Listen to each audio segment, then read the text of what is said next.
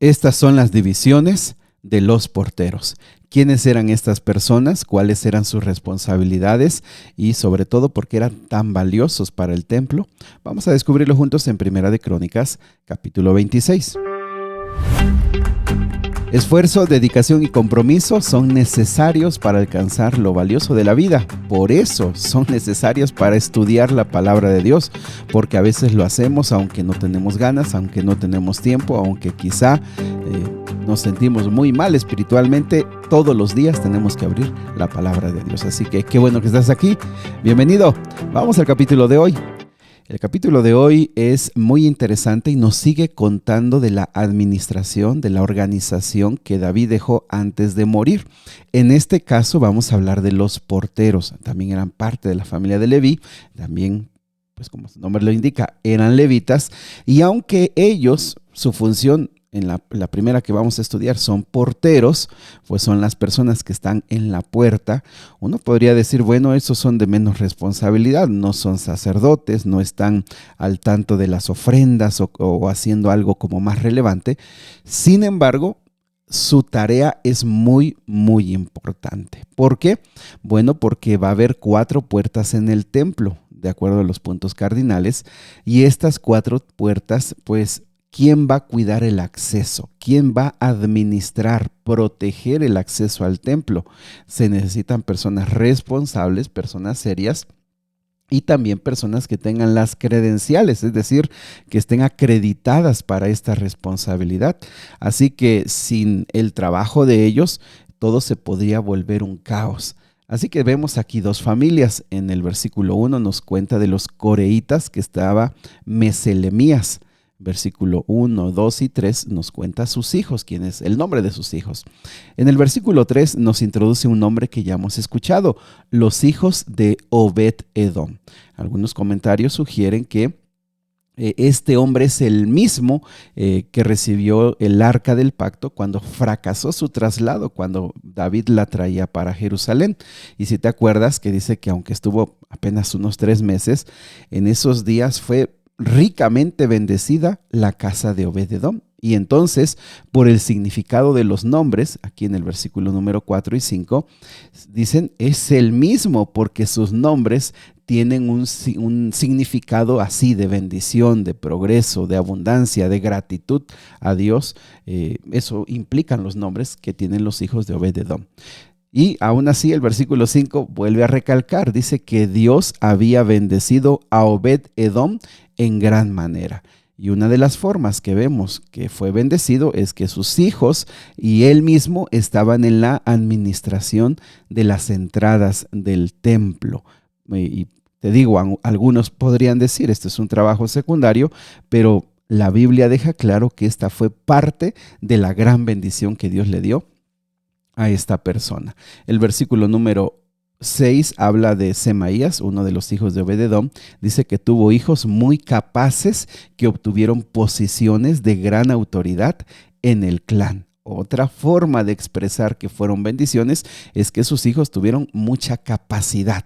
Y por esa capacidad estuvieron en piezas claves, en lugares claves de autoridad. Y mis amigos, nuevamente volvemos a hablar la bendición de Dios.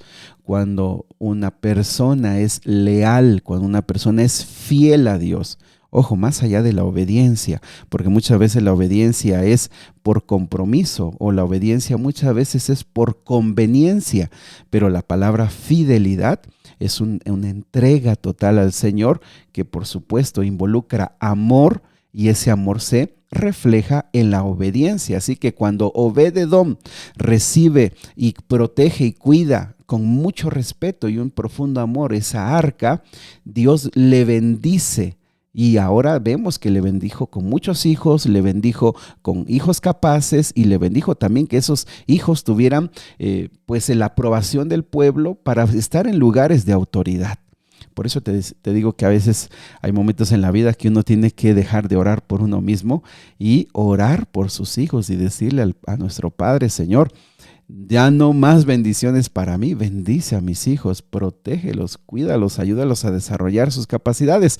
La bendición de Dios es una de las de las ideas más valiosas en la vida de David, cómo Dios va a bendecir a su descendencia aun cuando él no esté, por la fidelidad de David. Que Dios bendiga a nuestros hijos. ¿Te gustaría? ¿Te encantaría esta mañana orar por eso? ¿Te encantaría pedirle a nuestro Padre, Señor, quizá fui un buen padre, quizá no lo fui, di el mejor ejemplo o no, pero tú puedes hacer un milagro en mis hijos, tú puedes cambiar sus corazones. Yo quiero que tú les bendigas. ¿Te gustaría? Bueno, creo que ese es uno de los temas que hoy podemos ver en el capítulo de hoy. También el versículo número 7 habla de otros hijos que también fueron hombres muy capaces. Entonces, si te das cuenta, ¿por qué hombres muy capaces para cuidar puertas? Bueno, es que vamos a ver en un momento que no solamente era estar allí parados viendo quién entra y quién sale, sino tenían otras responsabilidades. El versículo 8 vuelve a hablar de Obed-edom, dice que entre ellos, sus hijos y nietos, 62 en total, eran hombres muy capaces y competentes para su trabajo. Tercer elemento, la cantidad de hijos. Fueron muchos descendientes de Obed-edom y muy capaces, muy competentes para su trabajo. Y bueno, ya hemos hablado de esto. Bien, el versículo número 13 nos habla un poco de la organización. Dice que fueron designados por familias para estar de guardia en las distintas puertas, sin tomar en cuenta su edad o preparación, porque todo se decidía por medio del sorteo sagrado. Ya nos dimos cuenta que es la misma forma en la que se organizó los sacerdotes, se organizaron los cantores, los adoradores, las alabanzas y ahora los porteros. Lo mismo por un sorteo y con toda la clase de gente, así se hicieron. También se hacen 24 grupos como con los sacerdotes y con los cantores. Bueno, el versículo 14 nos habla de las puertas, la puerta oriental, la puerta del norte. ¿Y quién se asignó? Por ejemplo, en la del norte dice que estaba Zacarías, un hombre de una sabiduría fuera de lo común. El versículo 15, en la puerta del sur, ahí estaba Obed-edom, y fíjate que sus hijos quedaron a cargo del depósito. En la puerta occidental estuvo Supim. Y versículo 16, en la segunda parte, los turnos de guardia se dividían de manera equitativa. Cada día se asignaban 6 levitas a la puerta oriental, 4 a la puerta del norte, 4 a la puerta del sur y 2 pares al depósito. Cada día se asignaban 6 levitas a la puerta occidental, 4 a la entrada que conducía al templo y 2 al atrio. Aquí nos desarrolla un poquito más las posiciones. Pero lo que vemos, estas cantidades de personas eran los jefes, porque había muchos más que ellos que cuidaban. Entonces, si podemos resumir, cuidaban el acceso, las entradas, las salidas, y también en esas puertas habían algunas responsabilidades específicas, como por ejemplo depósitos, ofrendas, o también hay una puerta en la que se habla de desechos, cosas que salían del templo, que también eran por esa puerta que salían. Bien, vamos ahora a otras responsabilidades, a otra función. Del versículo 20 al versículo 28 habla de los tesoreros y otros funcionarios. El versículo 20 dice, otros levitas bajo la dirección de Ahías estaban a cargo de los tesoros de la casa de Dios y de los tesoros que contenían las ofrendas dedicadas al Señor.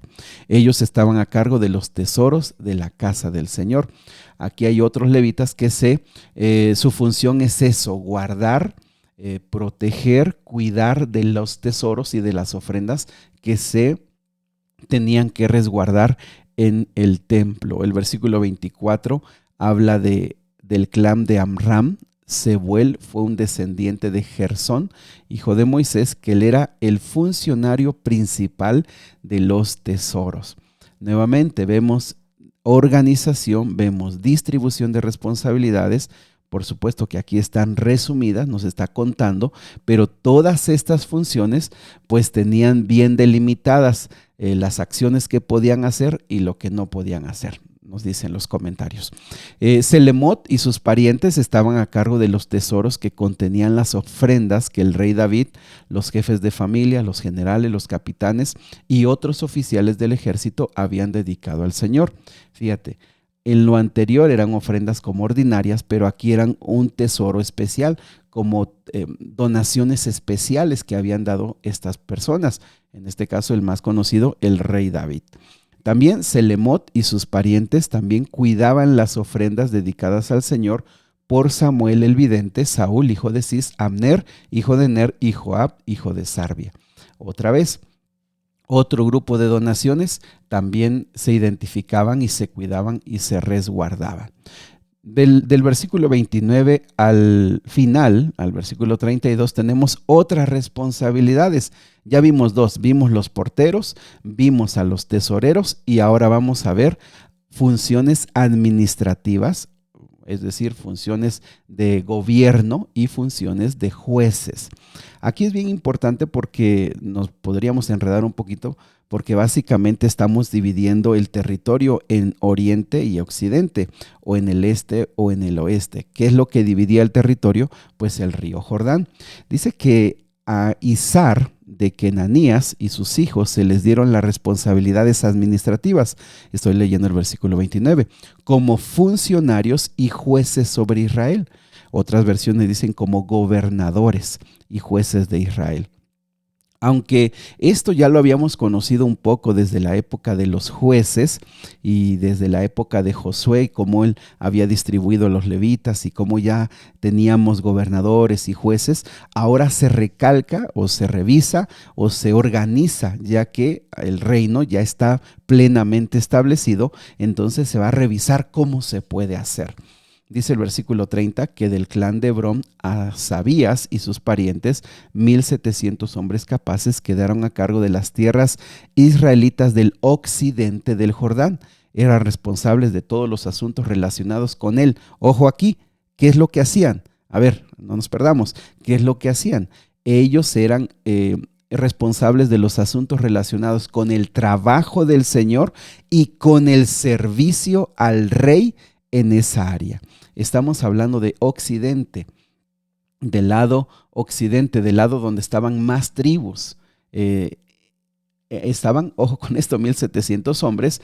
Cuando habla de trabajo del Señor y servicio al rey, básicamente era, o se podrían enumerar las siguientes funciones: la recolección de los diezmos, la recolección de las ofrendas, algunos tipos de impuestos que ya habíamos hablado en Levíticos, algo que tiene que ver con el templo, pero también con juzgar, con traer los asuntos de justicia. Ellos los administraban y por eso dice que con el Señor, es decir, con el templo, y con el rey, lo que tiene que ver que finalmente el rey necesitaba tener organizado. No sé si me expliqué.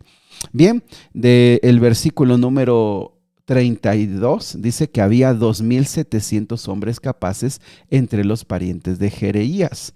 Aquí hay un dato interesante porque acabamos de ver que en Occidente, siempre hemos tratado de imaginar el mapa. Un día de estos vamos, o tienes que ir a internet para checar el mapa. Recuerda, en medio del territorio está el río Jordán. Al lado derecho están las 2,5 tribus y al lado izquierdo está todo el resto del pueblo, el más grande, ¿verdad? Lo mayor. Bueno, lo que aquí vemos es que del lado oriental, que había las 2,5 tribus, había más personas que estaban administrando. Ve el versículo 32, 2,700 hombres capaces entre los parientes de Jereías. El rey David los envió al lado oriental del río Jordán y les puso a cargo otra vez de las 2,5 tribus. ¿Cuáles son? De Rubén, de Gad y la media de Manasés. Eran responsables de todos los asuntos relacionados con Dios y con el rey. ¿Qué es lo que te quería decir? Es que del lado oriental, que solamente había 2,5 tribus, había más gente, más administradores, más personas, aunque el territorio era más pequeño. Algunos consideran que puede ser porque había más abundancia. Recuerda que de este lado estaban las regiones de Basán, las regiones de Galaad, regiones bastante productivas, y es posible que pues hubiera un poco más de riqueza y más trabajo por hacer. Mis amigos, lo que vemos, o me parece que este capítulo nos habla básicamente 2 lecciones. David tiene organización. Organización que no veíamos con Saúl, que Saúl nunca dio destellos de organizar un reino. No, David está organizando un reino. David está reunido de gente capaz, de jóvenes que están aprendiendo y que se ve que pueden desarrollar habilidades, de ancianos ya probados en el liderazgo y que van a entrenar, y en todos los casos, tanto los sacerdotes, los cantores, los porteros, los tesoreros y los gobernadores y jueces están organizados, conviviendo los que van aprendiendo y se ve que lo pueden hacer bien, tanto los comprobados que lo han hecho mejor. Esta organización, ojo, te doy un dato porque hay un comentario que dice que David copió de un sistema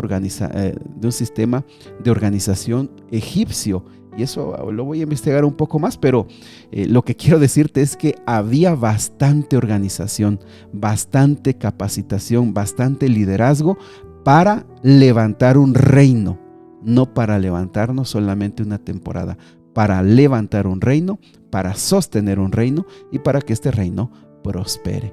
Vemos aquí la bendición de Dios provee y trae organización, liderazgo, metas, planeación. Eso no está peleado con la bendición de Dios. Nuestro Padre, ayúdanos a aprender, ayúdanos a implementar esto en nuestra vida. Tú sabes cuán organizados o desorganizados estamos, cuánto nos dedicamos a ti y cuánto andamos por la vida sin saber qué rumbo tenemos. Bendícenos, por favor. Ayúdanos a aprender de David. En el nombre de Jesús. Amén.